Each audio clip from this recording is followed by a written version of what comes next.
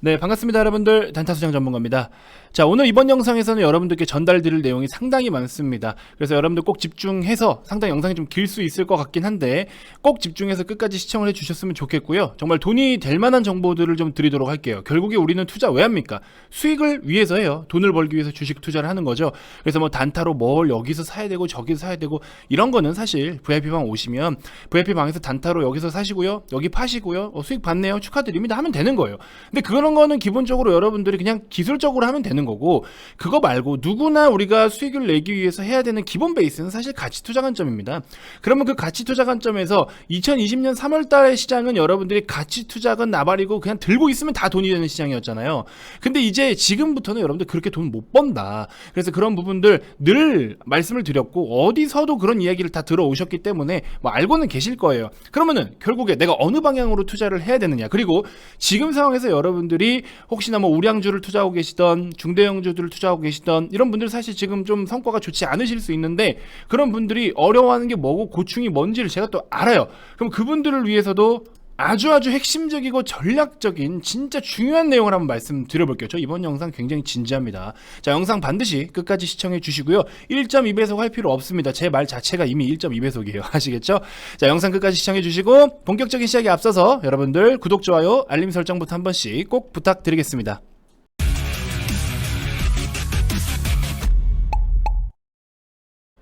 자, 현재 녹화 시간 1시 반 다 돼가고 있습니다. 자, SDI 아주 그냥 그림이 뭐 기가 막힙니다. 그죠? 뭐 좋아요. 좋고, 아직 사실은 갈 길이 멀었습니다. 아직은 더 갈 길이 멀었는데, 그 갈 길이 멀었다는 게 물려서 갈 길이 멀었다라는 게 아니고요. 우리의 목표가가 아직 한참 남았다라는 겁니다. 자, 이거 뭐 어차피 제가 여러분들께 꾸준하게 또 피드백을 해드리고 있는 종목이기도 하니까 제 영상 꾸준하게 시청해주시는 분들은 반드시 또 이런 거 도움 받으실 수가 있고요. 여러분들께 제가 뭐 단순하게 어그로만 끌어가지고 이거 이렇게 해라 저렇게 해라 이런 말씀 잘 안 드립니다. 물론 가끔 한 번씩 저도 사람인지라 그런 부분들도 있지만 하고 나서 사실 양심에 찔리는 경우들도 있어요. 근데 중요한 거는 항상 이렇게 강조할 때는 좀 봐야 된다라는 겁니다. 결국에 돌고 돌아서 이거다. 버핏도 결국에 이런 걸 본다. 실적 기본 베이스로 보고 결국에 기업에 투자하는 거는 기업의 성장성과 이익인데, 그 성장성이라고 하더라도 성장성도 돈을 얼마큼 벌어가면서 성장을 하느냐, 이게 중요한 거잖아요. 성장주의 프레임에 씌워져 있는 것도 중요하지만 그 뒤에 결국에 가치주로 전환이 될 가능성도 봐야 되는 거예요. 돈을 얼마큼 벌어들이냐에 따라서 밸류에이션을 다르게 평가를 해야 되는 거고, 결국에 재무 분석이든 모멘텀 분석이든 산업 분석이든 시장 분석이든 섹터 분석이든 우리가 이 기업을 분석을 할 때는 기본 베이스는 항상 펀더멘털적인 측면으로 분석을 해줘야 된다. 그래서 SDI 기준으로도 계속 여러분들께 말씀을 드렸고, 최근에 트레이딩 하시는 분들 어때요? 단타 종목들 굉장히 이거 잘못 돌아가면 진짜 작살납니다. 막 급락도 이제 뻥뻥 하나씩 나오기 시작해요. 그래서 시장이 판이 좀 바뀔 거다, 주의를 하고 좀 보자 라고 말씀을 드렸고, 삼성 SDI 또 영상에서도 다시 한번 강조드린다. 올해 정말 큰 수익이 목표라면 꼭 보셔라, 이런 것들 다 말씀을 드렸고요. 이 영상에서 제가 추천주 하나 담아드렸죠. 올해 영업이익이 무려 플러스 YY 기준으로 4,400%가 증가를 보일 종목, 제가 여러분들께 언급을 드렸는데, 지금 저 당시에 녹화했을 때랑 지금 현재가 비교를 해보면 저 종목도 거의 10% 가까이 벌써 상승을 보였어요. 일주일밖에 안 됐는데. 그죠? 이런 식으로 저는 매번 SDI 영상에서 여러분들께 진지하게 말씀을 다 드려오고 있습니다. 제가 예전에도 말씀드렸어요. 초창기 때 SDI 막 7, 80만 원일 때도 SDI 영상에서만큼은 여러분들께 늘 진정성 있게 브리핑을 드리겠다, 이렇게 말씀을 항상 드려왔었습니다. 자, 이번 영상에서 여러분들께 정말 드릴 이야기가 많거든요. 그러면서 우리 이번에 오늘 기준으로 했을 때 1분기의 마지막 날입니다. 그죠? 그리고 여러분들께서 이 영상을 보시고서 2분기부터 여러분들이 계좌를 한번 제대로 빛내볼 수 있다, 빛내보고 싶다 하시는 분들은요, 제가 그런 분들을 위해서, 왜냐면 또 기회를 놓치시는 분들도 있으니까 제 영상을 또 늦게 보시는 분들도 계실 수 있고, 그래서 그런 분들께 제가 오늘 이 영상 한 번만, 딱 이 영상 하나만, 오늘 영상 하나 올라갈 거예요. 이거 하나만 제가 이벤트를 적용을 시켜드리도록 하겠습니다. 제가 항상 늘 말씀을 드리지만 이 이벤트라 함은 뭐 제가 회비를 벌고 싶어서 이렇게 하기보다 여러분들께 항상 좋은 타이밍에 좀 더 부담을 덜어드리면서 VIP방에 오실 수 있게끔 가이드를 해드리는 거예요. 제가 분명히 말씀드렸습니다. 제가 돈을 많이 벌고 싶으면 제가 회비를 여러분들께 왕창 뜯어서, 제가 돈을 많이 벌고 싶으면 저는 이 돈 안 받아요. 이 돈 받을 바에는 리딩 안 합니다. 근데 이제 저는 반드시 말씀드렸지만 전문가로서의 저의 목표는 따로 있다라고 말씀을 드렸죠. 그리고 여러분들 리딩 서비스를 받으실 때는요, 모든 것엔 우리가 손익분기점이라는 게 있어요. 투자 대비 이제 원금을 회수하는 시기라는 게 있는데, 그 손익분기점이라는 게 있는데 여러분들은 과연 앞으로 지금 코스피 시장만 놓고 보더라도 코스피 기준으로 놓고 보더라도 어때요? 아직도 지금 제대로 못 올라오고 있어요. 아직도 바닥권에 있습니다. 이거는 삼성전자한테 문제가 좀 있는 부분이 없지 않아 있지만 그럼에도 불구하고 지금 시장 대비해서 강하게 움직이고 있는 종목들이 뭐예요? 머리를 제대로 들어주고 있는 종목들은 따로 있다. 2차 중심으로 들어 올리고 있죠. 그러면 이것 또한 결국에 시장이 주는 기회라고 우리가 판단을 하셔야 되는데 시장이 주는 기회 그저 여러분들이 손익점을 넘기는 데만 쓸 거냐? 이게 무슨 말이냐면은 여러분들 리딩 비용을 44만 원을 투자를 했어요. 그럼 빠르게 지금 시장이 이렇게 올려줄 때 내 투자금을 얼른 회수를 하고 이제 플러스로 여러분들이 리딩을 받아서 돈이 돼야 되잖아요. 계좌에. 그죠? 계좌에 수익을 만들어내야 되는데 리딩 비용을 뭐 한 달에 300만 원을 줘버렸어. 근데 이번 달 시장은 이렇게 올라오는데 이거 300만 원 메꾸는데 시장을 활용했어. 이게 뭐 하는 짓이에요? 이게 뭐 하는 행동이에요? 그런 거 하지 마세요. 그거 전혀 여러분들한테 도움이 되는 길이 아닙니다. 아시겠죠? 그래서 제가 말씀드린 게 뭐 여러분들을 위한 서비스를 하셔야 된다. 그러면 저는 가격도 싼데 기간도 더 드릴게요. 그럼 안 올 이유가 없다라고 본다. 저는 솔직히 말씀드리면. 아시겠죠? 그래서 시장이 주는 기회를 단순하게 내가 리딩 비용 투자해서 그거 리딩 비용 회수하는 그런 엉뚱한 시간 낭비하지 마라. 지금 아직 바닥입니다. 제가 분명히 말씀드렸지만 코스피 아직도 2700포인트의 바닥이에요. 여기서부터 앞으로 시장이 변화를 준다면 그 변화하는 시간을 절대 낭비하셔서는 안 된다. 아시겠죠? 그래서 여러분들 최소의 비용으로 최고의 또 혜택으로 이 기회를 반드시 잡아가셔라. 저는 이렇게 다시 한번 말씀을 드립니다. 그래서 여러분들께 늘 강조드리는 게 저는 여러분들을 위해서 여러분들의 수익을 위해서 일하는 사람이에요. 그죠? 그리고 여러분들의 또 원하시는 분들은 공부도 하고 하시잖아요. 원하시는 분들은 여러분들의 스스로 자기 자신 스스로를 발전을 위하는 그런 분들에게 도움을 주는 사람입니다. 저는 그 이상도 아니고 그 이하도 아니에요. 여러분들의 회비를 뜯어먹으려고 있는 사람도 아니고 여러분들을 망치게 하기 위해서 있는 사람도 아니고 유튜브에 영상을 많이 올려서 유튜브로 수익을 창출시키려는 그런 그냥 유튜버도 아닙니다. 아시겠죠? 저는 저의 목표가 따로 있고 여러분들은 여러분들의 목표가 뭐예요? 결국 수익이다. 그 수익만을 위한 행동을 하시면 될 것 같습니다. 아시겠죠? 자, 지금부터 제가 몇 가지 중요한 내용들을 말씀을 드리고 그리고 오늘 몇 가지 특징주들에 대해서도 브리핑을 함께 드려볼 거예요. 그래서 이런 종목들까지도 같이 피드백을 좀 받아보셨으면 좋겠고 여러분들이 현재 지금 상황에서 나는 뭐 내가 좋은 종목을 어떻게 사야 되는지도 알겠고 뭐를 사고 싶기도 한데 뭔가 엉킨 게 있고 꼬인 게 있고 여러 가지 있을 거예요. 그런 철학적인 기본적인 것부터 현실적으로 그냥 피터 린치가 뭐 위기에 뭐 사야 된다 공포에 사야 된다 남들이 공포라고 할 때 사야 되고 죽방이네. 죽는 소리 날 때 사야 되네. 뭐 이런 이야기가 나올 수 있죠. 그런 거 맞는데 그러면 그걸 사더라도 같이 좀 좋은 데를 사야 되는데 다 같이 죽는 소리 내면서 죽을 곳으로 들어가는 거는 뭐 무슨 의미가 있어요? 그죠? 그런 거 말고 여러분들 제대로 제가 현실적인 부분을 한번 짚어드릴 테니까 이거 이야기하고 그리고 종목 브리핑까지 같이 해드릴 거예요. 그러니까 영상 좀 길 수 있지만 끝까지 반드시 시청해 주셨으면 좋겠고 자 이런 부분들이 좀 마음에 든다. 나 진짜 이 사람 믿고 한번 해보고 싶다 하시는 분들은요. 여러분들 이번 영상에만 담아드린다라고 말씀을 드렸습니다. 자 010-229-1-2353 성함 문자로 발송해 주시면 기존 30일에 추가 30일 이번 영상만 여러분들께 담아드리도록 할 테니까 적용시켜 드릴 테니까 오셔서 많은 참여 부탁드리고요. 단타수장 메인 종목이었던 코리아 서키트 기판 종목들 신고가 가고 하니까 이제 막 침 흘리고 관심 갖죠. 그리고 저만큼이나 이렇게 진짜 현실적으로 내가 여기서 추천했어 얼마 갔어가 아니라 나 바닥에서 추천해서 얼마 갔어가 아니라 저와 함께 하시는 수백 명의 회원님들이 매집주라는 프레임을 씌운 이 핵심 종목을 다 같이 진짜 이렇게 큰 돈을 직접 벌어들인 이런 전문가 솔직히 몇 명 있나 모르겠습니다. 저는 제가 자신있게 말씀드린 건데 종목을 핵심 종목이고 좋은 종목이어서 우리가 다 같이 큰 수익을 볼 수 있게 한번 준비를 해봅시다라고 하면은 그렇게 실제로 하고 그렇게 실제로 수익이 나야 되겠죠. 근데 나 그냥 여기서 추천했고 지금 나 여기 와 있다. 봤죠? 제가 추천한 가격 대비 이만큼 와 있습니다. 그런 말은 저도 다 해요. 삼성전자 저는 2만 원대부터 저는 추천했던 사람입니다. 라고 하면은 다 믿겠죠. 자 이렇게 그죠? 실제로 회원님들이 다 같이 벌고 또 다 같이 털고 나와서 또 다음을 준비하고 이런 것들이 중요합니다. 제가 왜 이렇게 흥분을 해 있냐?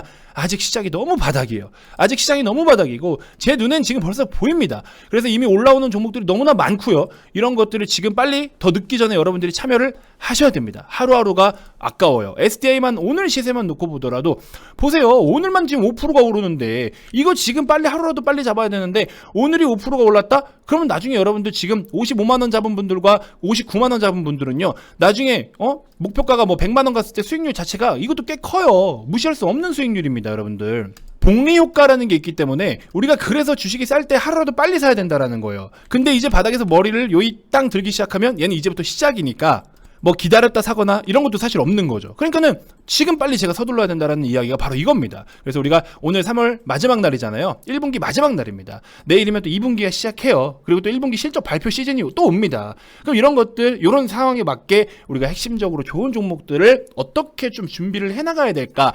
그리고 내가 지금 그렇게 따라갈 수 없는 환경일 것 같다라고 하시는 분들을 위해서 몇 가지 또 주요 사항들 전달 한번 드려보도록 할게요.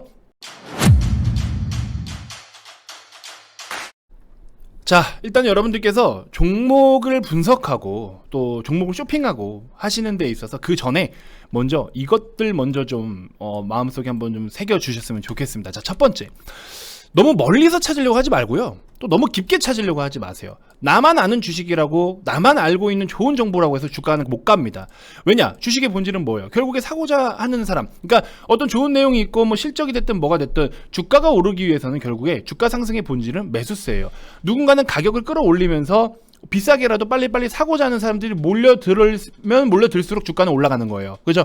스무스하게 올라가는 거는 그만큼 천천히 가격을 올리면서 하는 거고, 가파르게 막 몰려들면은 그게 급등인 거고. 그죠? 그래서 보통 기사 딱 뜨면 야 이거 좋대 해서 들어가자 해서 가자 외치면서 막 뛰어들죠.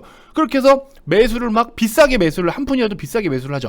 그러니까 그게 급등이 나와요. 그러니까 나만 알고 있는 종목이고 나만 좋은 걸 안다라고 해서 무조건 주식이 가진 않아요. 그죠? 그렇기 때문에 그냥 여러분들 딱 이제 펀더멘털적인 측면으로 기업을 분석할 때도 그냥 기본에 충실하면 더 쉬워요.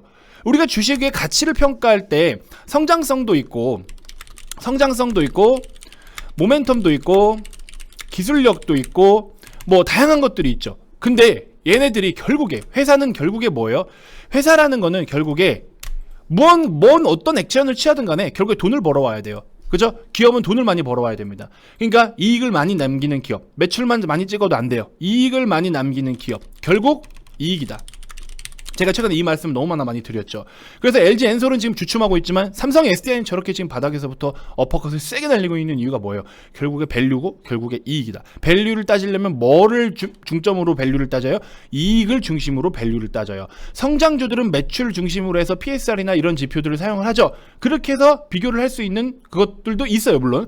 하지만 실적이 이제 실제로 장부에 찍히기 시작할 때부터는 그 밸류에이션이라는 것 중심이 뭐냐? 이익입니다. 이익. 그렇죠? 이익을 중심으로 따지고 들어가야 돼요. 그러니까는 결국에 이익으로부터, 그럼 이거는 너무 복잡하게 볼 필요가 없어요. 그냥 누가 돈 잘 벌고 돈 버는 거 대비해서 지금 현재 시총은 얼마냐, 이런 것만 우선적으로 포커스를 두어서 공부를 하시거나 분석을 하셔도 좋다. 그리고 그렇게 투자해도 다 돈 벌어요. 아시겠죠? 근데 그 숫자 게임, 숫자 계산, 이게 너무 싫거든. 한번 요런 쪽으로도 한번 여러분들이 별도로 공부를 한번 시작해 보시는 것도 저는 추천을 좀 드려보고 싶습니다.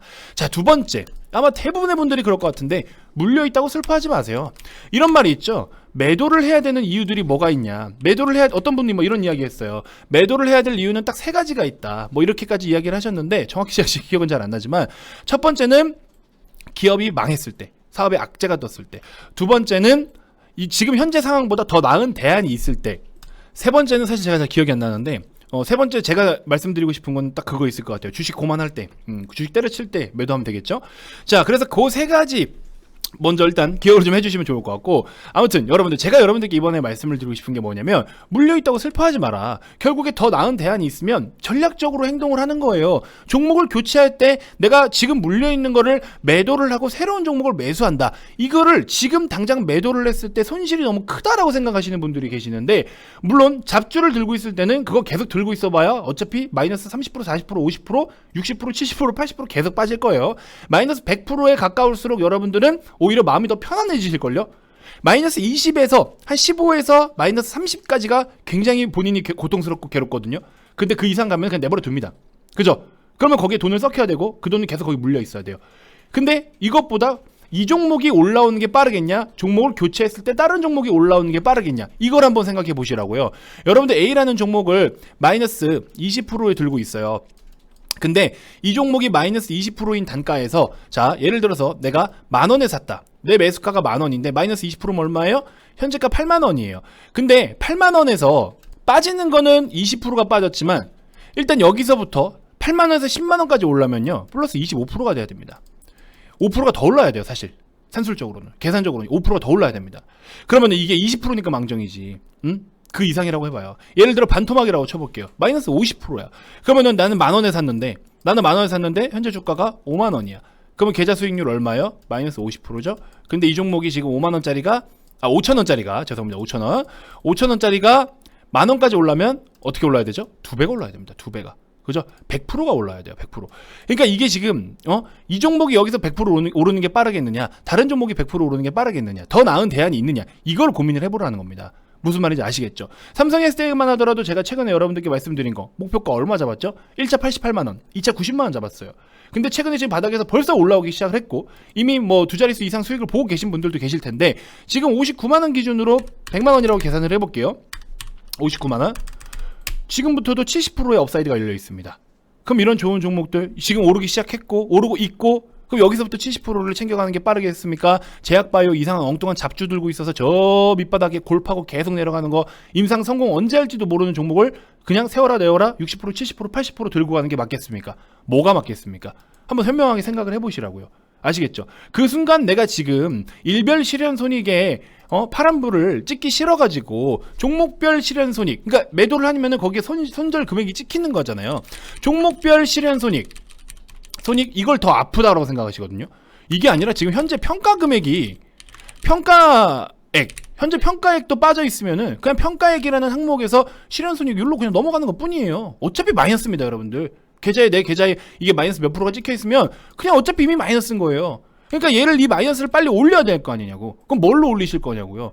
지금 물려있는 A 종목이 올라오는 게 빠르겠냐? 교체를 해서 잠깐 항목만 넘어갔다가 B 종목으로 교체를 해서 그 상황에서 올라오는 게 빠르겠느냐. 이걸 계산해 보시라고요. 보통 분들이 이것 때문에 요 종목별 실현손익에 파란불 뜨는 게 겁이 나가지고 종목 교체니 손절이니 이런 걸 안 해요. 주식 여기서 그만둘 거예요? 아니잖아요. 더 나은 대안이 있으면 전략적인 행동을 하는 거라니까요. 이거 두려워하지 마세요, 여러분들. 손절하면 뭐 인생 끝난 것처럼 주식 다 말아먹은 것처럼 하시는데 아닙니다. 그러다가 제약바이오 같은 거 밑에 골골골골 기다가 마이너스 80% 90% 갔는데 갑자기 임상 실패. 끝까지 갔는데 임상 실패. 끝나는 거예요. 그 걔는 그냥. 이제 어떻게 돼? 띠 이렇게 됩니다. 띠. 그렇죠? 그러니까 이런 거 하지 마시고. 더 나은 대안이 있으면 교체를 해주는 게 맞는 겁니다. 용기를 가지세요. 뭐가 두려워요? 돈 벌려고 하는 행동인 거지. 그거 마이너스라고 여러분들 인생 다 말아먹은 것처럼 그렇게 행동하시면 안 됩니다. 아시겠죠? 용기를 가지세요. 더 나은 대안이 있으면 전략적으로 행동하는 거예요. 우리는. 아시겠죠? 이걸 계속 들고 있으면서 세워라 내워라 하시는 것보다 차라리 교체를 해가지고 더 나은 대안으로 방향을 전환해 주시는 분들이 더 현명하신 분들인 거예요. 아시겠죠? 굳이 내가 깡통을 지금 차고 있다면 이 깡통이 마이너스 50%, 60%, 70% 가서 정신 차리시면은 남는 거는 50%, 40%, 30% 남는 게 점점 더 줄어들어요. 이게 시간이 지연되면 지연될수록 여러분들 계좌에 남는 금액이 더 줄어든다고요. 빠르게 자르면 자를수록 어떻게 돼? 여러분들 남기는 게 더 많은 거예요. 아시겠죠? 그리고 교체해서 올려주는 것도 좀 더 빠르게 편하게 올릴 수 있다. 이것만 먼저 알고 계시면 될 것 같아요. 근데 단 조건은 뭐다? 잡주 같은 거 가망이 없는 종목들 그죠? 그런 것들이 이제 그렇다라는 거예요. 아쉽게도 제가 종목 상담은 해드릴 수가 없습니다. 유사투자 자문 법률상 1:1 종목 상담을 해주는 거는 불법이에요. 그래서 해드릴 수는 없는데 아무튼 여러분들이 들고 계신 종목들이 어떤 유형인지 한번 체크를 잘 좀 해보시면 좋을 것 같고요. 그래서 종목 교체를 하는 데 있어서 내가 뭔가 두렵다 하시는 분들은 이런 생각을 가지고 해주시면 될 것 같아요. 생각뿐만 아니라 실제 현실적으로 이게 맞는 겁니다. 아시겠죠? 자, 다음으로 세 번째. 이 종목이 좋냐 나쁘냐를 평가를 할 때 많은 분들이 조금 잘못 생각하고 계신 게 있는데요. 현재 찍혀있는 계좌 수익률을 가지고 종목을 좋은 기업이냐 나쁜 기업이냐로 평가를 하시는 분들이 있어요. 물론 맞아요. 나한테 돈 벌어다 주는 종목이 좋은 종목이고 그렇지 않은 종목이 나쁜 종목이다라는 마인드는 알아요. 근데 현재 내가 이 종목을 매수를 했는데 마이너스 찍혀있다라고 해서 그 종목을 잡주라고 하고 이거 쓰레기 같은 종목 이거 못 간다 막 이렇게 평가를 하시는 분들이 계시는데 과연 그게 맞는 걸까요? 삼성전자 물려있으면은 그럼 삼성전자 들고 계신 분들 삼성전자 다 잡주입니까? 우리나라 최고의 기업입니다. 우리나라 시가총액 압도적인 1위 기업입니다. 들고 있는 그 현재 내가 찍혀있는 계좌 수익률 때문에 이 기업이 좋은 기업인지 나쁜 기업인지도 모르고 물려있다라는 거 하나만으로 들고 와서 이제 시작인데 막 들고 왔다 매도하고 이런 경우들이 있죠. STA도 봐봐요. 예를 들어 여러분들 나 여기 잘못 들고 왔어. 여기서 1차 매수했는데 2차 매수하고 3차 매수해서 분할 매수 잘했어. 평균 단가가 60만 원이야. 이제 올라와. 얘는 이제 시작인데 이제 물려있었다라는 이유로 여기서 매도를 해버려요. 그러고 이제 또 가죠. 그러면 매도하지 말걸. 또 이래요. 안 그래요 여러분들? 이런 경우 한 번쯤은 있어. 한 번이 뭐야? 한 달에 몇 번씩은 있을 거예요. 그쵸? 그러면 얘가 왜 오르는지를 알아야 되고 뭐 때문에 오르는지를 알아야 되는데 그런 걸 다 무시하고 그냥 그냥 내 계좌에 찍혀 있는 거. 그거 기준으로만 무조건 움직여요. 그게 잘못된 거다. 아시겠죠? 그렇게 하시면 안 됩니다. 그렇게 해야 되는 경우들도 있지만 일단 기본 베이스는 그게 아닙니다. 그래서 다시 한번 강조드리지만 여러분들이 찍혀있는 계좌 수익률 그것만 가지고 모든 것들을 절대적으로 평가해서는 안 된다. 여러분이 보유하고 집착을 해야 될 거는 기업의 성장성에 관련된 여러 가지 지표들, 다양한 것들이 있을 거 아니에요. 그 성장 지표에 여러분들이 집착을 해야 된다. 아시겠죠? 자, 그리고 또 하나 제가 늘 강조드리는 거, 여러분들 종목도 성격과 성향이 있다라고 말씀을 드렸죠. 내가 선호하는 투자만 해라. 나는 장투가 싫은데 억지로 장투하지 마시고요. 난 단타 싫어 그럼 단타 치지 마세요. 하기 싫은 거 안 하면 되는데 누가 여기서 강요합니까? 주식시장은 굉장히 자유롭고 공평한 공간이에요. 여기는 누구에게나 다 공평합니다. 물론 뭐 공매도 같은 경우에는 뭐 조금 이렇게 개인과 기관들이 좀 이렇게 규정이 좀 다르고 규모가 다르고 이런 것들이 있지만 어쨌든 주식시장이라는 거, 그리고 우리 이 자본시장이라는 거에서는요, 여러분들 자본 경제 시장에서는 경쟁 시장에서는요 다 공평한 거예요. 남 탓할 필요도 없고 나한테 맞는 것만 하면 되는 거예요. 그냥 진짜 여기서는 그냥 서로 다퉈서 이기면 되는 거예요, 그냥. 그죠? 그렇기 때문에 반드시 여러분들 내가 선호하는 투자만 해라. 투자에 정답 없어요. 워렌 버핏처럼 투자해라. 존니 선생님처럼 투자해라. 아이, 답 없어요. 그거 정답 아닙니다. 죄송하지만. 정답 아니에요. 올바르게 그렇게 투자를 먼저 시작을 해라라고 말하는 거지 그런 거 아니에요.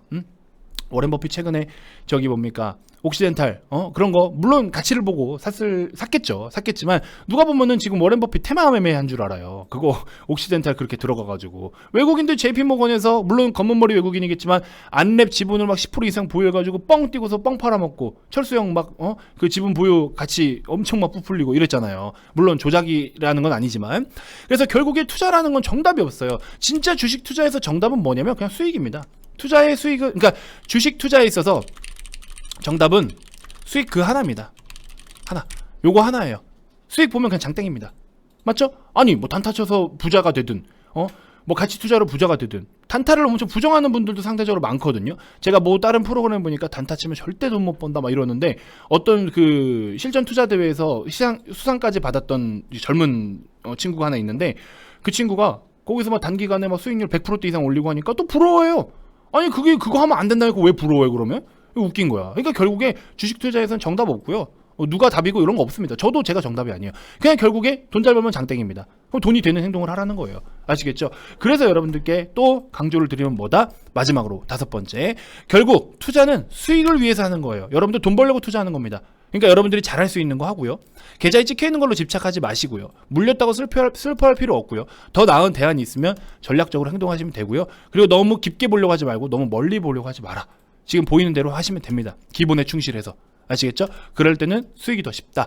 이렇게 해서 5가지의 여러분들께 어떤 투자 철학적인 부분, 현실적인 투자 철학적인 부분을 뭐 감히 제가 이렇게 한번 강조를 좀 드려봤습니다. 이 부분들 먼저 인지해 주셨으면 좋겠고, 그리고 이제 우리 대형주, 우량주 중심으로 몇 개의 종목들을 여러분들께 코멘트를 해드리면서 자, 우리가 이제 실제로 어느 쪽으로 방향을 좀 틀어봐야 될까에 대해서 한번 이야기를 드려보도록 하겠습니다. 영상 끝까지 집중해 주시면 대단히 고맙겠습니다. 자, 뭐 이뿐만 아니라 몇 개의 종목들 같이 좀 언급을 드려볼 텐데, 삼성 SDI 중심으로는 여러분들께 최근에 너무나 많이 말씀을 좀 드려왔어요. 결국에 우리는 주가의 그 본질에 집중을 하자라고 제가 계속해서 말씀을 드렸고, 결국에 다른 기업들과 비교를 할 때도 그 밸류에이션에 대한 비교를 할 때도 밸류에이션이라는 것 자체가 결국에 이익으로부터 파생이 된다. 그래서 이런 것들 반드시 집중을 좀 해주시고, 우리가 배터리 기업들에 투자를 하고 있는 근본적인 그 항목이 뭐예요? 사업 부분이 결국에 전기차 배터리 판매입니다. 그죠? 그러면 최근에 주가도 많이 단기적으로 빠졌던 게 차량용 반도체 공급 부족 현상으로 인해서 완성차들이 전기차 생산과 판매가 조금 약간 단기적으로 부진했던 부분들, 이런 것들이 결국에 배터리 수요도 약간은 조금 딜레이 될 수 있는 이런 내용들이었잖아요. 하지만 그럼에도 불구하고 1분기는 예상했던 그 정도 수준, 눈높이를 낮추지 않아도 된다 이겁니다. 그래서 최근에 이렇게 가파르게 올라오고 있는 상황이고, 오히려 지금 전년 동기 대비해서도 조금 더 성장세가 좀 두드러지게 나타나는 그런 이익을 실제로 장부로 찍힐 것이다. 이렇게 지금 너무나 많은 기관들이 이렇게 보고서를 올려주고 있습니다. 목표 주가를 대부분 다 뭐 한 90만 50만원대 100만원대 이렇게까지도 언급을 하고 있어요. 좀 보수적인 분들이 85, 88 이렇게 좀 잡고 있는데, 아무튼 EV향, 고공성장, 그리고 소형전지까지도 전자재료는 무난하다 이런 내용인데, 우리 최근에 사실 제가 배터리, 그러니까 2차전지 전기차 배터리 쪽으로만 사업 실적을 제가 한번 추정치까지 다 이렇게 분석을 해드렸었죠. LG 엔솔 같이 포함해가지고. 그래서 EV향 매출은 LG 엔솔 같은 경우 1분기, 2분기 적자예요. 적자를 전망하고 있습니다. 아직까지도. 하지만 우리 삼성 SDI 기준으로 했을 때는 사업 파트별로 놓고 봤을 때 영업이익이 전지별로 이 수정후입니다. 전지별로 했을 때 EV 기준으로 했을 때도 1분기, 2분기가 흑자 기조를 유지할 것이다. 그래서 이 부분에 대해서 여러분들께 말씀을 드렸고, 이 리포트에서 현재 지금 EV랑 ESS 같이 포함이 되어 있는데, 제가 지난번에 보여드렸던 다른 쪽에는, 자 여기 보시면 여기 또 안 나와 있네요. 보고서가 하도 많이 올라와가지고, 아무튼 거기서 제가 여러분들께 좀 뽀개서 보여드렸었는데, 결국에는 EV향 매출만 기준 잡았을 때 어찌됐건 간에 SDI는 흑자를 유지하고 있다. 유일하게 지금 우리나라 셀 3사 중에서 전기차 배터리로 흑자를 보고 있는 기업은 삼성 SDI입니다. 그래서 투자 규모, 캐파 이런 모든 것들을 다 뽀개고 따지고 들어가서 계산을 할지언정, 또 수주권 이런 것들까지 놓고 보더라도, 사실 지금 보시면은 삼성 SDI는 글로벌 전기차용 배터리 사용량 이렇게 해가지고 내용이 나오고 있죠. 7위에 자리를 잡고 있어요. 하지만 LG 엔솔 같은 경우에는 수주가 공격적으로 들어오고 있었고, 이걸 통해서 공격적인 증설을 하고 있었고, 여기에다가 초점을 좀 두고 있었다라 말씀을 드렸죠. SK온 같은 경우에는 내년에 분할 상장하니 뭐니 이야기가 나오고 있어서, 지금 당장 이제 분할에 대한 트라우마가 아주 그냥 우리 시장에서, 그쵸?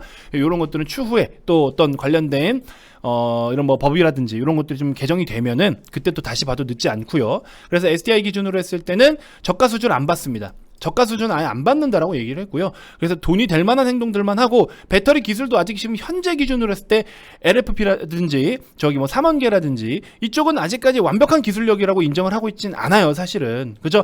그렇기 때문에 또 차세대 배터리, 전고체 배터리가 또 추후에 출시가 돼서 연구 개발이 돼가지고 본격적으로 상용화가 되기 시작하면은 그쪽으로 또 라인을 다시 구축을 할 거 아니에요, 생산 라인을.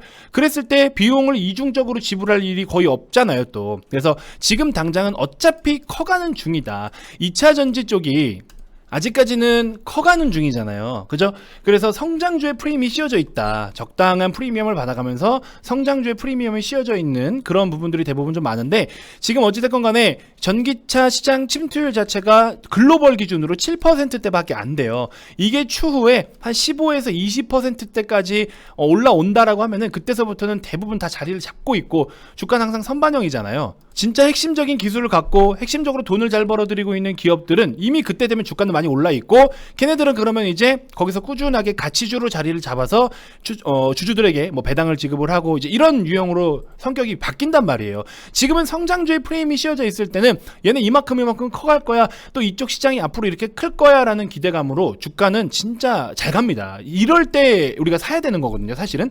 그래서 이런 부분들을 여러분들이 꼭 인지를 먼저 좀 해주셨으면 좋겠고, 아직까지 지금 반도체 중심으로 시가총액과 배터리 합산 시총이 지금 2배 이상 차이가 나요. 근데 이게 대략적으로 2027년부터는 역전되거나 비슷해진다. 그럼 아직까지도 지금 2차전지와 반도체가 이렇게 2배 이상 차이가 나는데, 이게 동일선상에 온다라는 거, 그 말은 즉 시총이라는 거는 기업들의 몸뚱이가 커진다라는 거죠. 시총은 곧 뭐예요? 주가입니다. 시총은 주가인데, 주가가 올라서 시총이 그만큼 높아지는 게 이제 결국에 이 규모가 커져서 반도체만큼 커진다라는 거죠.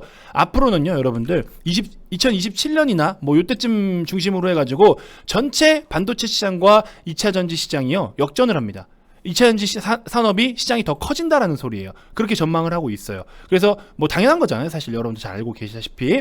그래서 그런 부분들까지 놓고 본다면 반드시 지금 2차전지 투자를 하셔야 되고, 또 지금이라도 투자를 해야 되는 이유는 결국에 아까 말씀드렸지만 시장 침투율이라는 게 굉장히 중요해요. 왜냐면 우리는 어차피 미래를 보고서 투자를 하는 거기 때문에, 현재 침투율은 글로벌 7%대인데 이게 앞으로 2배가량 더 성장을 보이는 게 대략적으로 2025년도 정도를 보고 있다. 그래서 2025 2025년도부터는 글로벌 완성차 기업들이 탈내연 기관을 선언해서 이제 전기차만 생산을 하겠다라고 뛰어드는 기업들이 많아지죠. 이때부터는 시장 침투율이 급격하게 증가를 보일 것이고 15에서 20% 정도의 자리를 잡게 되는 시점으로부터는 지금 이미 이익을 많이 내고 있는 기업들이라든지 밸류가 좀 어느 정도 깔끔하게 이렇게 자리를 잡아가는 기업들은 성장주의 프레임을 벗어나서 가치주로서 자리를 잡을 것이다. 그때도 물론 주가는 많이 가겠지만 그때 되면 또 새로운 어떤 성장 산업들이 또 이제 시장에 나와요. 그럼 우리는 그때는 그런 쪽으로 가서 투자를 해야 돼요. 그래서 지금 이런 종목들이 가치주가 되면은 이제 뭐 삼성전자 투자해서 배당 받아 먹듯이 그런 느낌으로 하셔야 되는 거고, 주가 상승에 대한 차익 시세를 얻고자 하시는 분들은 지금 늦지 않았다. 그래서 지금이라도 이차한질 하셔야 못해도 100%대 이상 수익이 향후 1, 2년, 2, 3년 내에 가능하다. 그래서 그런 부분들을 먼저 좀 SDI 중심으로 말씀을 드려보고 싶었습니다. 자, 이 내용을 먼저 좀 인지를 해 주셨으면 좋겠고요. 자, 그 다음으로 먼저 좀 우선 말씀을 드릴 게 하이블루 중심에서 엔터사들에 대해서 좀 간단하게 브리핑을 드려보고 싶은데, 엔터도 요즘에는 여러분들, 그러니까 뭐라고 할까요? 우리가 그러니까 제조냐 비제조냐로 따지면 사실 비제조로 들어가야 되는 거잖아요. 우리 미디어, 엔터, 컨텐츠 이쪽이 이제 수익을 창출할 수 있으니까 이익을 만들어낼 수 있는 시장이 좀 더 열린 거죠. 대표적으로 유튜브라는 시장이 있고요. 유튜브라는 시장을 통해서 이제 예를 들어서 어떤 아티스트가 활동을 하기 시작해요. 유튜브를 통해서 광고를 굉장히 많이 할 수 있기 때문에 예전과 같이 광고 마케팅 비용이 유튜브의 구독자에 따라서 조금 비용적인 측면이 세이브가 돼요. 그러면은 비용이 줄어든다라는 거는 그만큼 이익이 좀 더 확대될 수 있는 그런 항목이 될 수 있다라는 거죠. 첫 번째로는. 그래서 이것도 결국에 마진이라면 마진에 대한 고민일 수는 있겠죠. 그래서 마케팅 비용에 대한 부분들, 이런 부분들을 조금 더 세이브 시킬 수 있다라는 점.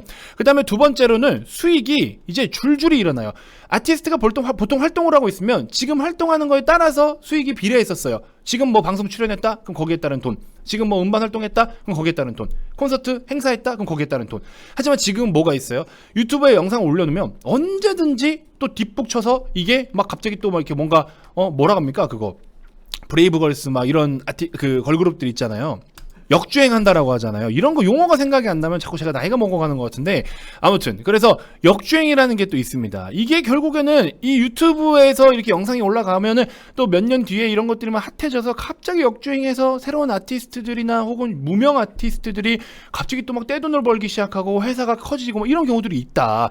그러면 결국에 지금 최근 같은 경우에 사실 전 잘 몰랐지만 그 이름을 또 까먹었네요. 그 스트레이 키즈라는 뭐 저기 JYP에 우리 진영이 형님이 또 이렇게 육성한 아티스트들이 있다라고 해요. 아직까지 이름이 잘 안 외워집니다. 어제 하루 종일 스트레이 키즈 했는데 지금도 이름이 안 외워져요. 아무래도 보이그룹이라서 그런 것 같습니다. 자, 그래서 JYP 같은 경우에도 지금 신고가 랠리를 보여주고 있죠. 빌보드에서 차트 두 군데나 빌보드 핫백이나 뭐 200 이런 데서 1위를 차지했어요. BTS만 1위를 차지할 거라고 생각하시면 안 됩니다. 우리나라 K-팝 문화가, 그리고 K-팝의 위상이 이렇게 좀 높아져가지고 우리 진영이 형님의 새끼들이, 진영이 형님의 아이들이 이렇게 지금 또 엄청난 일을 해냈습니다. BTS만 대단한 게 아니에요, 여러분들. 그러면서 최근에 우리 시장에서 종목들 중심으로 봤을 때 영업이익에 대한 변동률 탑 30에 무려 5위에 자리를 잡고 있는 종목 중에 하나가 JYP 엔터다. 그래서 추정기관 8개의 증권사들이 지금 엄청나게 이익을 더 많이 벌어들일 것으로 또 컨센서스를 상향 조정하고 있다. 이런 데이터들도 다 또 봅니다, 제가. 자, 그래서 JYP는 현재 또 이런 주가, 사실 하이브를 제외하고 JYP나 나머지 기타 원래 우리 엔터 3사들 있죠. 대표적인 엔터 3사들. 기존의 엔터 3사들이 평균적으로 멀티플을 한 20배 중반 정도 수준으로 이제 이렇게 부여받고 있었거든요. PR 기준으로 했을 때. 근데 보시는 것처럼 이렇게 그 정도 수준으로 받고 있었는데 그럼에도 이렇게 지금 컨센을 좀 가파르게 상향 조정한다라는 거는 또 다른 우리의 밸류의 어떤 매력이 좀 더 부각되는 게 아니냐라는 생각이 한편으로 들고, 하이브가 대략적으로 40에서 50배 정도를 받고 있어요. 근데 물론 BTS의 영향이 크니까 그만큼 프리미엄을 받아도 된다라고 표현을 하고 있겠죠. 자, 아무튼 여기 보시는 것처럼 스트레이 키즈, 이거 참 어려워 죽겠어요. 스트레이 키즈라는 아티스트들이 이렇게 또 활동을 어떻게 하고 있다. 그리고 뭐 평균 구독자 수가 어떻게 되고 있다. 구독자 수의 흐름들 이렇게 뭐 쭉쭉쭉 증가를 보이고 있고, 월 평균 조회수. 그렇죠? 그러면 아까 제가 처음 말씀드린 것처럼 엔터사들도 이렇게 추가적으로 플러스 알파로 수익을 창출할 수 있는 그 항목 중에 대표적인 게 하나가 뭐다? 유튜브라는 거예요. 유튜브를 통해서 또 저작권을 받기도 하고요. 음원 같은 경우에는 스트레이키즈 같은 경우에는 이번에 빌보드 1위 했던 노래를 작사 작곡을 여기 멤버들이 직접 했어요. 그러니까 이 수익이 또 다 JYP로 다 들어간다. 물론 창작자에게 다 가긴 가지만 중간에서 또 뭐 일부 떼는 경우들도 있습니다. 계약 상황에 따라서. 이런 모든 것들이 콘서트나 유튜브, 앨범 이게 대표적인 수익 구성 항목이라는 거잖아요. 그러니까 이쪽을 무시할 수가 없는 상황이 돼버린 거예요. 그래서 이런 것들까지 놓고 본다면 엔터사들 과거와는 좀 다르다. 과거에는 아티스트들 사고 치면은 엔터 작살나고 막 이랬죠. 물론 그런 부분은 지금도 유효하겠죠. 활동을 못하면 결국엔 뭐 끝나는 거니까. 그래서 그런 부분들도 있지만 그래서 엔터사들이 사실 좀 높은 이 프리미엄을 받지 못했던 부분들도 있어요. 쟤네 사고 치는 거 아니야? 마약하는 거 아니야? 연애하는 거 아니야? 갑자기 뭐 임신해서 결혼하는 거 아니야? 뭐 이런 생각 많이 했잖아요. 결국에 아티스트가 상품인 게 엔터테인먼트니까.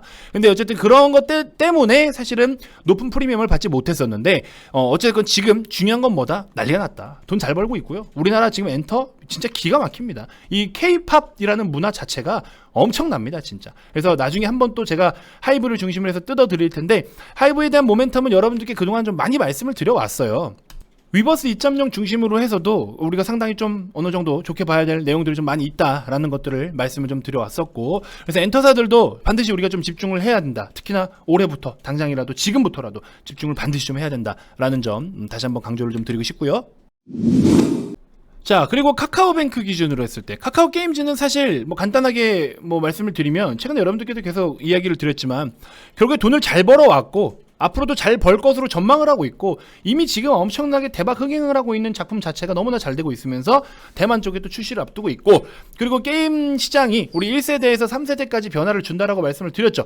1세대 때 PC, 2세대가 우리 휴대폰 모바일, 3세대가 이제 메타버스다. 그래서 3세대를 준비를 실제로 하고 있다. 근데 단기적으로 어제 기준으로 했을 때 기존의 P2E 게임으로 론칭을 시켰던 부분에서 한 6천억 원대인가요? 7천억 원대인가요? 뭐 해킹이 발생했다고 하죠. 이런 부분이 아직 보완이나 이런 쪽으로 조금 구축이 되어지지 않다라는 부분. 근데 이런 부분을 어차피 앞으로 좀 해결을 해나가야 되는 과정이니까 너무 부정적으로 볼 필요는 없고요. 중요한 거는 이런 거 저런 거 모멘텀이 조금 뭐 이렇게 안 좋은 이슈로 돌아온다든지 이럴 가능성이 있는 산업이기도 하지만 게임 이런 거 기대된다 해놓고서 결국에는 뭐 인기 없다 이러면 또 작살나는 거예요. 크래프톤처럼 사전 예약이 뭐 몇 천만 글로벌 엄청났죠. 근데 막상 까보니까는 별거 아니래. 그 주가 작살났잖아요. 그러니까 모멘텀만 가지고 절대적이라고 평가를 하면 안 된다.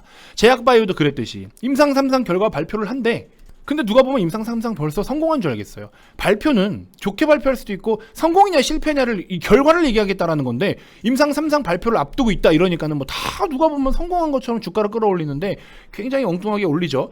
그런 거 조심하셔야 된다. 그래서 모멘텀도 확실하게 보셔야 되고, 또 모멘텀이라는 건 진짜 결과가 어떻게 올지는 누구도 알 수가 없어요. 까봐야 아는 거니까. 그래서 그런 부분들을 먼저 인지를 해주셨으면 좋겠고, 그럼에도 불구하고 예를 들어 신작이 조금 부진하다 한들 카카오 게임즈 기준으로 했을 때는 지금 이미 돈을 잘 벌고 있다. 이게 장땡이다. 이게 일단 핵심 베이스다.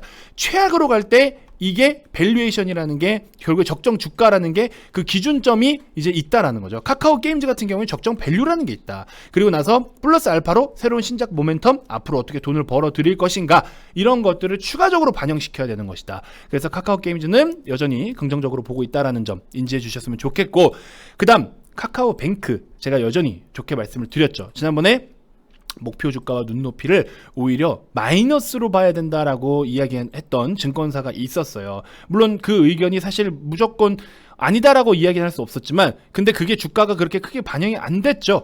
오히려 목표 주가를 마이너스 7%를 제시를 했었는데 그 당시에 한 2주 전이었던 것 같아요. 근데 주가가 안 빠졌어요. 왜 안 빠졌을까요? 이 녀석의 성장 잠재력에 대해서는 이미 시장에서 인정을 해주고 있다는 소리입니다. 오늘 기준으로 했을 때 제가 지난번에 뭐라 말씀드렸죠? 카카오뱅크 제 영상 보신 분들 분명히 기억하실 텐데 이거 기억하시면 한번 꼭 댓글에 한번 남겨주세요. 저 거짓말 안 합니다. 카카오뱅크 결국에 우리나라의 대부분의 여신 상품들 지금 연결고리가 어디로부터 중심적으로 있다라고 했죠? 주택 마련 자금들이잖아요. 주택담보대출을 중심으로 했을 때 우리나라의 전체 가계부채의 70%가 주택담보대출이다. 그리고 2020년도부터 저금리 기조가 보였을 때 그 많은 돈들을 끌어다가 어디에다가 갖다 썼느냐, 시중에다가 돈을 써야 된다라고 해서 돈을 풀어줬더니 그 돈이 다 주식 투자며 부동산이며 투자 수단으로 활용이 됐다. 물론 뭐 좋아요. 좋은 건 좋은 건데 지나친 가격 상승 때문에 이제 버블이니 뭐니 여러 가지 이야기가 나오면서 자산 가격들이 시세들을 반납을 하기 시작을 했다. 시세를 반납을 하는 거는 뭐 자연스럽게 일어날 수 있는 일이지만 문제는 뭐다? 과도한 레버리지를 사용했다라는 게 문제다. 감당할 수 없을 만큼의 싸다라는 이유로 빚을 져서 투자를 했는데 빚을 져서 투자를 했더니 집값은 떨어지고 금리는 올라. 자산 가격의 평가액은 빠지는데 비용 부담은 늘어나. 이게 문제라는 거예요. 그러면 나는 열심히 월급 빼고 금리 오르고 물가 오르고 다 오르는데 월급 빼고 다 오르는데 자산 가격이 빠져. 자산 처분을 하려니까는 받아주는 사람이 없어. 호가를 더 낮추니까 더 빠져. 그죠? 시장이 시장 기능을 못해. 그러면서 부동산 시장도 미분양이 2021년도 11월 말 12월 때부터 시작을 해가지고 올해 들어서 1, 2월까지 이렇게 3개월 동안 월 평균 미분양건이 30% 이상씩 증가를 보였다. 그 말은 뭐예요? 빚을 져서 집을 사거나 집을 살 때 빚지는 거를 이제 자제하라는 뜻이었죠. 그래서 한동안에 LTV 규제, DSR 규제 이런 것들이 있었죠. DSR 규제라는 거는 우리가 쓰고 있는 카드 대출 같은 것도 다 포함이 됩니다. 그래서 이런 식으로 대출을 쪼이기를 하다가 집값이 너무 빠지니까 이건 이제 문제가 더 깊어질 수 있다라는 거예요. 집값이 계속 빠지면 어떻게 돼요? 자산 가격은 빠지는데 비용이 늘어난다라고 했죠. 그러면 가처분 소득이 줄고 그랬을 때는 생계의 위협이 가해질 수도 있고 그런 것들이 결국 최악으로 가면은 빚을 못 갚아서 저당 잡힌 어떤 자산이 저당이 잡힌 자산이 또 이제 강제 처분이 들어갈 수가 있겠죠. 그게 대표적으로 경매에 넘어가요. 그럼 경매에 넘어갔을 때는 또 그게 똥값에 팔리고 나는 신용 잃고 이런 상황이 될 수 있다. 그랬을 때는 이제 우리나라에 전체적으로 악영향이 줄 수밖에 없다. 경매에 넘어가게 되면은 예를 들어 이 집이 10억짜리야. 경매에 넘어가면 10억만큼 안 받겠죠. 그랬을 때는 은행 입장에서도 빌려준 원금에 대해서 다 받지 못하겠죠. 그러면 그런 걸 어떻게 충당금으로 커버를 해야겠죠. 그래서 우리나라 어떤 금융당국에서는 정부에서 뭐라고 했어요? 각 시중은행들 4대 시중은행들한테 지지난달이죠. 새해 들어서 뭐라고 했습니까? 각 은행들에게 지주사들에게 대손 충당금을 5천억 원씩 마련을 해라.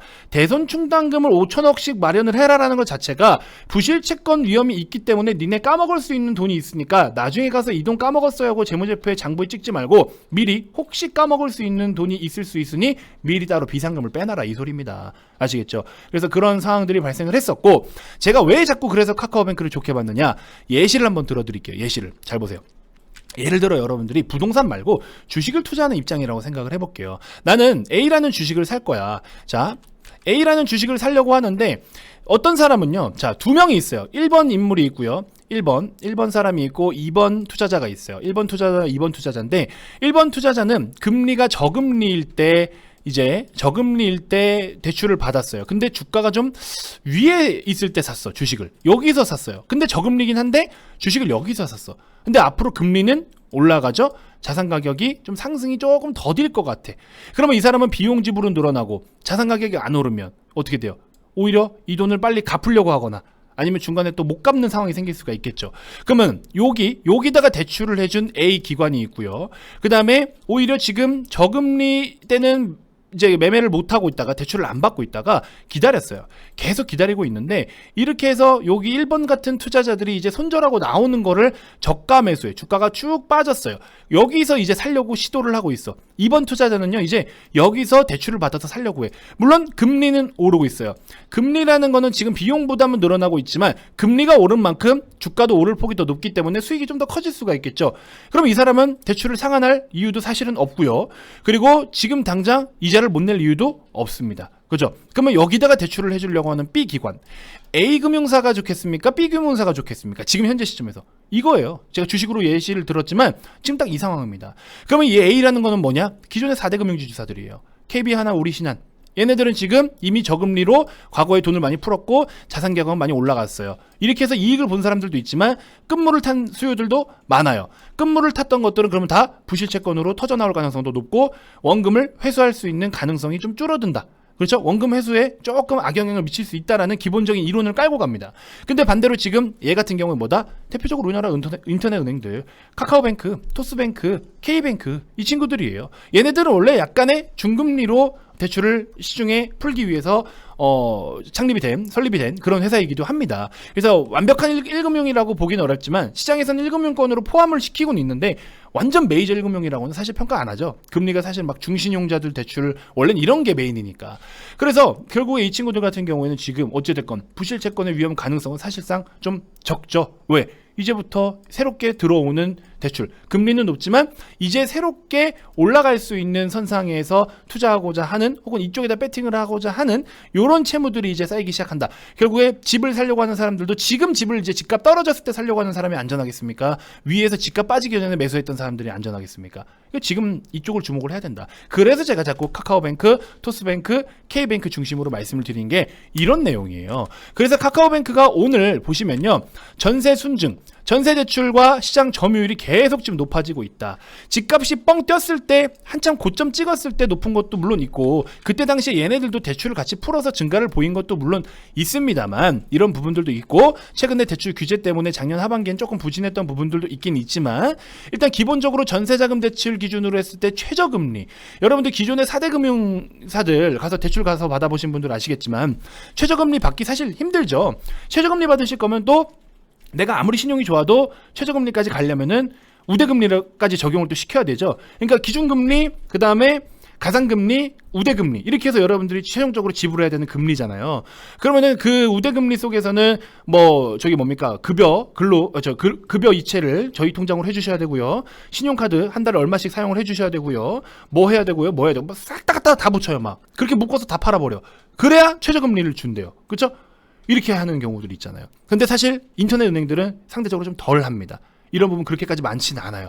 급여까지는 뭐 이렇게 하는 경우가 있는데 어차피 얘네들은 카카오뱅크라는 카드사는 없어요. 카카오뱅크 기준으로는 카드사가 아니라 카드사들과 연계를 해주는 중간 역할을 해주는 거지.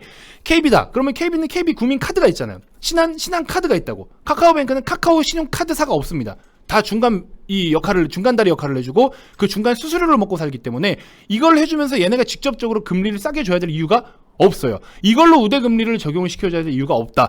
그런데도 불구하고 지금 최저금리 기준으로 했을 때는 카카오뱅크가 4대 은행 평균 대비해서도 0.3, 0.4 정도 더 저렴하다. 그죠? 뭐가 더 메리트가 크겠냐라는 겁니다. 이런 부분을 놓고 본다면 당연히 소비자들 입장에서도 인터넷 은행들로 더 향한다. 그리고 카카오뱅크의 뭐 비대면 주택담보대출 같은 거 가지고 많은 분들이 저거 뭐 되겠냐, 서류 조작하는 거 아니냐, 뭐 이런 식으로 이야기하시는데 우리나라 여러분들 이 돈 추적에 대해서는 진짜 기가 막힙니다 이거. 그래서 세금 내는 거, 건보료 내는 거 이런 거 다 떠요. 예전에는 뭐 건보료 뭐 내는 거 이런 거 세금 떼어갖고 오세요라고 이야기하죠. 요즘에는 아마 제가 알기로는 뭐 최근에 이렇게 대출 받아보신 분 얘기 들어보면은 그 자체적으로 서류 조회 다 한다라고 해요. 하다못해 토스뱅크 안에서도 그냥 뭐 이거 서류 발급받기 하면은 다 뜹니다. 다 떠요. 그러니까 이런 걸 뭐 속일 수가 없는 상황이기 때문에 사실 리스크가 비대면으로 하더라도 리스크는 좀 줄어들죠. 근데 이제 주택담보대출 같은 경우에는 가서 또 실사를 가야 되고 또 감정평가를 받아야 되잖아요.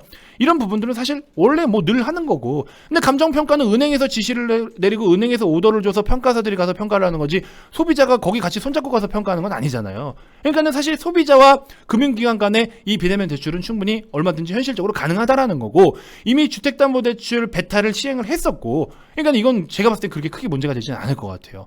그래서 이 성장성, 결국에 이 리포트에서도 이야기하는 게 성장성을 말하는 거고 새 정부 정책 변화의 최대 수혜주라는 거는 결국에 은행들은 지금 부동산하고 직접적인 연관성과 연결고리를 무시할 수가 없다. 그러면은 이 정부 정책에서도 부동산 공급을 늘려야 된다. 부동산 가격 낮추고 공급 늘려야 된다라고 하지만 가격은 낮췄고 공급은 늘렸는데 대출 규제 안 풀면 어떻게 집 살 거예요? 여러분들 현금으로 100% 현금으로 집 살 수 있는 사람이 우리나라에 얼마나 돼요? 그죠? 그러면은 결국에 대출을 풀어야 된다. 그 대출을 풀 때 이제 막 풀면은 수혜를 받을 수 있는 은행이 어디냐? 이걸 생각을 해보시라고요. 이거를 그 결론적인 근본적으로 돌고 돌아서 그 수혜의 직접 최대 수혜주는 어디다? 카카오뱅크다. 이걸 지금 이야기하는 거고 제가 기존부터 계속 카뱅을 긍정적으로 말씀드렸던 이유가 바로 이거라는 거예요. 카카오뱅크가 비싸다 하는데 비싸요. 비싼 건 비싼데 그 비싼 만큼 프리미엄을 받고 있는 이유가 있다고요. 그거를 인정해줘야 된다고. 아시겠죠? 이 내용에 대해서 제가 여러분들께 정말 많이 말씀을 좀 드려왔었습니다. 아시겠죠? 자, 다음으로 삼성전자 브리핑을 드리면 또 시간이 많이 잡아먹을 것 같아요. 벌써 지금 영상이 40분이 넘어가서 간단하게만 말씀을 드리면 삼성전자의 사업 부분 중에 매출 기준으로 비중이 가장 큰 게 모바일, 단말기 이런 기기 있죠. 휴대폰, 태블릿, 뭐 컴퓨터 이런 쪽 판매. 그리고 또 다른 하나는 파운드리 사업이에요. 이 파운드리 사업 중에서 메모리와 비메모리 중에 지금 시장에서 어느 쪽이 수요가 더 많아지고 있고 어느 쪽이 가격이 올라가고 있냐. 그리고 어느 쪽이 지금 계속해서 직접적으로 생산이 많이 이루어지고 있고 경쟁력이 있느냐. 이걸 기준으로 먼저 봐야 돼요. 이것 때문에 사실 지금 삼성전자가 못 가는 이유가 있고 계속해서 7만 원 부근에서 머물러 있는 이유가 있습니다. 요건 제가 또 뭐 내일이나 해서 정리를 또 한번 해서 올려드릴게요. 영상이 지금 너무 길어지니까 이거 뭐 라이브 하는 것도 아니고 이러다가 1시간 넘게 떠들 것 같아요. 자, 아무튼 그래서 이렇게 해서 일단 대표적인 종목들 중심으로 제가 관심 갖고 있는 나름의 제 선상에서는 올해 그리고 우량주라고 평가하고 싶은 이 대형주들 몇 개 종목들에 대한 브리핑을 드려봤어요. 자, 이런 내용들 다시 한번 여러분들 좀 잘 참고해 주셨으면 좋겠고요. 자, 제가 여태까지 지금 1시간 가까이 떠들면서 여러분들께 말씀드린 이런 내용들 다시 한번 꼭 정말 진지하게 좀 생각을 해 주셨으면 좋겠고, 말씀드리다시피 1분기 마지막 날입니다. 그리고 진짜 이렇게 열심히 떠든 만큼 여러분들께 전달 드릴 내용이 그만큼 많다라는 소리예요. 제발 다시 한번 강조드리건데 저한테 안 오시더라도 엉뚱한 데 가서 가입 비용 지불하고 가입 비용 찾는 데만 리딩을 받고 있는, 심지어 가입 비용이라도 찾으면 다행인데 그것도 못 찾아가지고 손해봤다, 뭐 어쩌니 저쩌니 이런 거 가지고 시간 낭비, 감정 낭비하지 말라. 적당하게 여러분들이 최소한 합리적인 비용을 지불했으면 그 다음엔 그냥 바로 오셔가지고 같이 우리가 그냥 돈 벌 궁리만 해라. 엉뚱한 걸로 자꾸 시간 낭비하지 마라. 정신력 낭비하지 마라. 시장 낭비하지 마라. 이렇게만 말씀을 드리고 싶습니다. 이번 영상에만 여러분들께 적용을 시켜드리겠습니다. 기존 30일에 추가 30일 총 60일입니다. 1분기 마지막 날이기 때문에 여러분들께 한 번 더 드리는 거예요. 아시겠죠? 자, 많은 참여 부탁드리고요. 총 60일에 44만 원으로 모시도록 할 테니까 010-2291-2353 이쪽으로 성함만 문자로 발송해 주시면 됩니다. 아시겠죠?